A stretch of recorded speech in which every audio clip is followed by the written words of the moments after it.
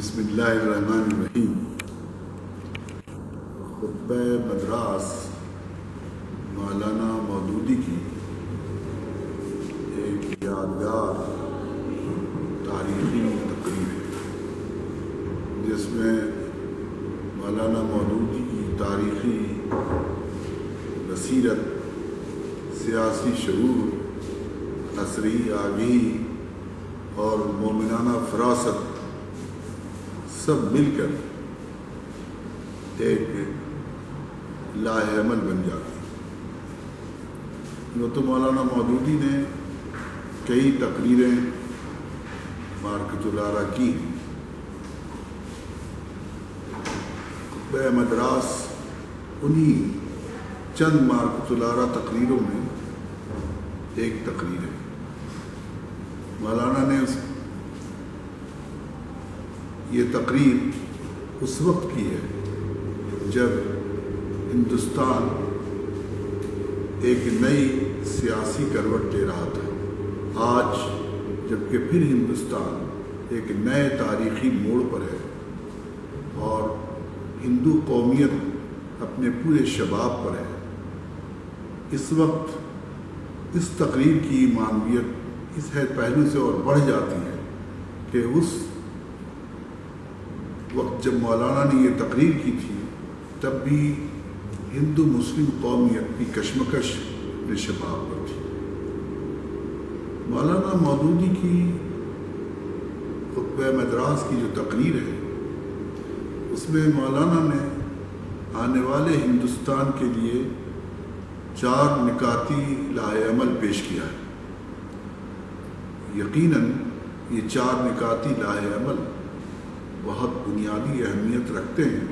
اور اب بھی اس کی معنویت ہے، بلکہ صحیح بات تو یہ ہے کہ آزادی کے بعد ہندوستان کی تحریک اسلامی کا جو لاہ عمل ہے وہ انہی 4 نکات پر گھومتا ہے۔ اس میں سب سے بڑی بات جو مولانا نے پہلی بات کہی تھی وہ یہ کہ ہمیں ہندوستان میں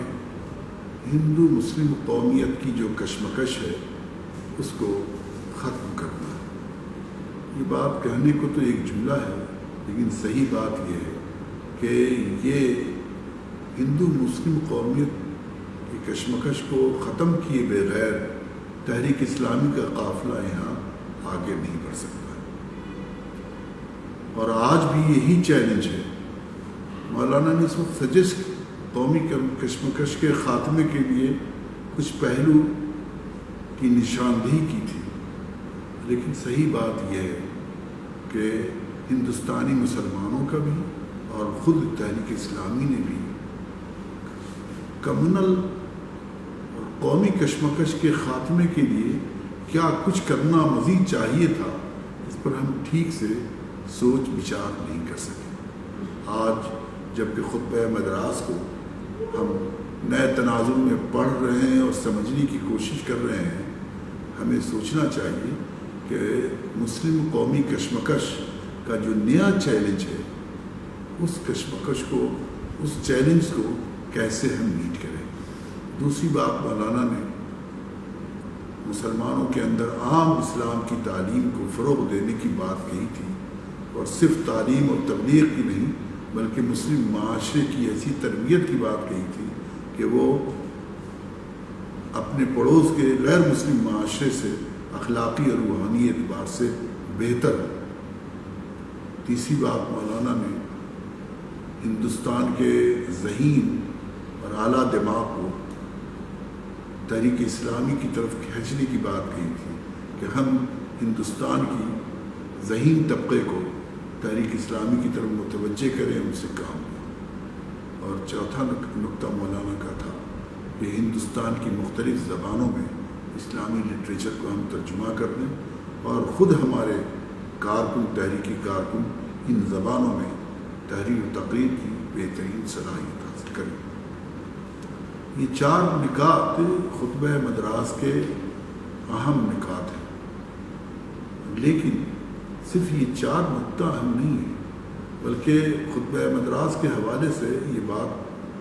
میں واضح کرنا چاہتا ہوں کہ ان 4 نکات پر پہنچنے کے لیے، ان 4 نکات کے لاہ عمل کو تیار کرنے کے لیے مولانا مودودی نے جو ملکی حالات کا تبصرہ کیا ہے، تاریخ کا تجزیہ کیا ہے، ہندو معاشرے کا جائزہ لیا ہے، جس معروضی انداز سے جائزہ لیا ہے، اس کی بھی بڑی اہمیت ہے۔ اس کے سمجھے بغیر ہم آئندہ بھی اپنے لاہ عمل کو آگے نہیں بڑھا سکتے۔ خطبہ مدراس کو پڑھتے ہوئے ایک اور پہلو بہت اہم ہوتا ہے۔ آپ یہ تقریر مولانا نے اس وقت کی تھی جب ہندوستان کی آزادی کے لیے چند مہینے رہ گئے تھے، اور جو لوگ بھی تاریخ جانتے ہیں سمجھتے ہیں کہ کیبنٹ مشن پلان فیل کر چکا تھا، اور لارڈ ماؤنٹ بیٹن ہندوستان کو آزاد کرنے کے لیے تشریف لائے تھے کہ اقتدار کی منتقلی ہو۔ اس سے صاف اندازہ ہو گیا تھا کہ اب یہ ملک آزاد ہو جائے گا، اور یہ بھی اندازہ ہو گیا تھا کہ اب یہ ملک تقسیم بھی ہو جائے گا۔ ایسی صورتحال میں اس وقت جو انتشار کی کیفیت تھی، جو افراتفری تھی، مستقبل جس طرح تاریک نظر آ رہا تھا، ایسی حالت میں مولانا مودودی نے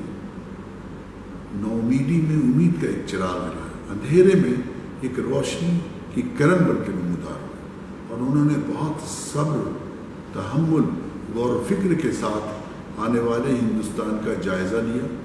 اور اس کی نشاندہی کی۔ لاہ عمل بنانا اور اس میں 2-4 نکات کی شکل میں لاہ عمل کو پیش کرنا الگ بات ہے، لیکن اس لاہ عمل کو پورے اس کا ایک تاریخی تناظر میں اس کا تجزیہ کر کے اس کو پیش کرنا،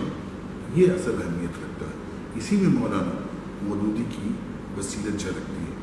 خطبہ مدراس اصلاً سیاسی کشمکش کا جو سلسلہ مولانا نے شروع کیا تھا، اس کا ایک کلائمیکس ہے، اور آج بھی اس بات کی ضرورت ہے کہ ہم خطبہ مدراس کی ایک ایک سطر کو بغور پڑھیں۔ اتنی ثمربار تحریر اور اتنا معنی خیز تحریر بہت کم اردو نثر میں لکھی گئی ہے۔ مولانا کی یہ تقریر جو ہے بہت طویل تقریر میں سے نہیں ہے، لیکن اس کی ایک ایک سطر اور ایک ایک پوائنٹ کے اندر ایک پوری ایک بصیرت چھپی ہوئی۔ مولانا مودودی نے ہندوستان کی کشمکش کا جو حوالہ دیا ہے ہندو معاشرے کا، اس کو تو کمیونسٹوں نے بھی نہیں سمجھا۔ وہ بھی سمجھ گئے تھے کہ طبقاتی کشمکش یہاں ہیو اینڈ ہیو ناٹ کی کشمکش ہے۔ مولانا مودودی نے بتایا کہ یہاں کی طبقاتی کشمکش اپنے سیڑھی نما کشمکش ہے، جس کو بہت بعد میں لوہیا اور دوسرے لوگوں نے سمجھ کر کے ہندوستان کے لیے ایک نئی سوشلسٹ تحریک چلائی۔ اصل میں یہ کہہ رہا تھا کہ مولانا مودودی کی یہ جو تقریر ہے، اس میں کہا جاتا ہے کہ مومن خدا کے نور سے دیکھتا ہے، تو صرف اتنا ہی نہیں ہے کہ ایک تاریخ داں کا شعور اس میں جھلکتا ہے، ایک سیاسی بصیرت اس میں نمایاں ہوتی ہے، عصری آگہی ظاہر ہوتی ہے، بلکہ ایک ایمانی حرارت بھی ہے۔ جیسے ایک آدمی مستقبل کو خدا کی روشنی سے دیکھ رہا، خدا کے نور سے دیکھ رہا۔ آج نئی نسلوں کو ضرورت ہے اس 21ویں صدی کی اس ایج میں، جبکہ ہندوستان میں ایک نئی ہندو قومیت ایک اس کا ایگریسو روپ سامنے آیا ہے، اور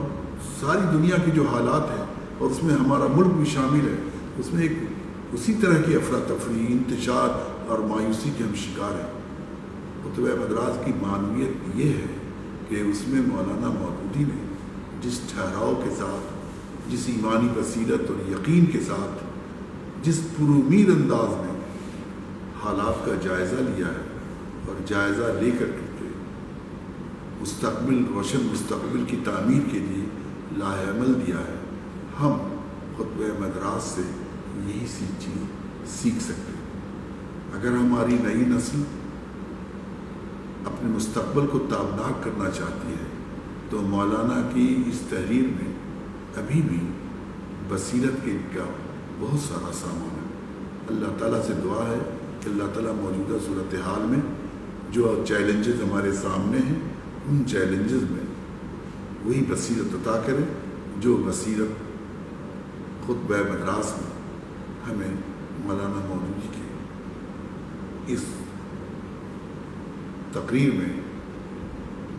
سامنے آتی ہے۔ وآخر دعوانا الحمدللہ۔